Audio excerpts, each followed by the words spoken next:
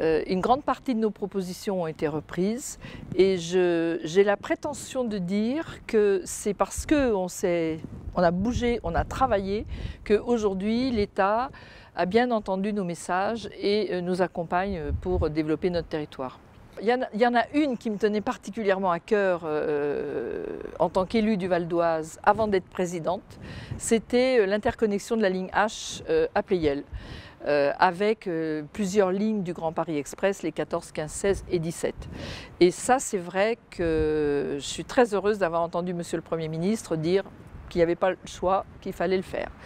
C'est un sujet qui intéresse énormément de Valdoisiens qui ne sont pas connectés aux grandes lignes.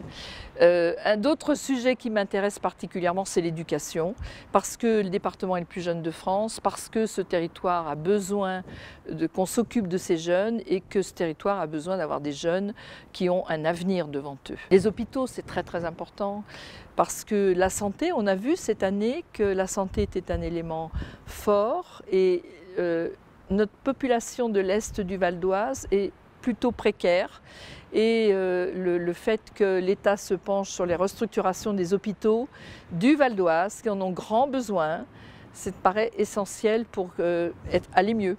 2/3 du département en ruralité, 1/3 de sa population à l'Est.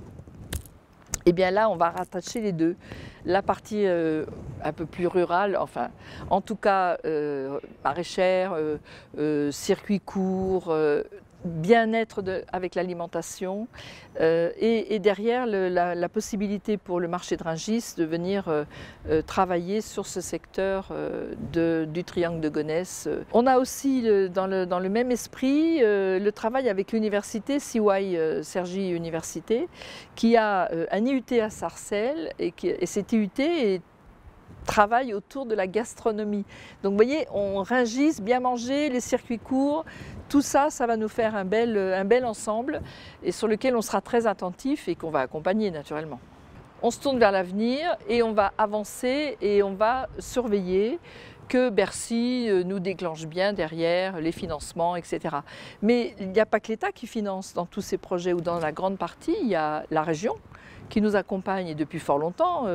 Là aussi, c'est parce que la région était avec nous, à nos côtés, que je pense derrière, les choses se sont déclenchées. Et puis le département qui finance aussi. Déjà aujourd'hui, le fait que le département ait pris certaines décisions, ça a déclenché des décisions de l'État. Donc j'en suis ravie.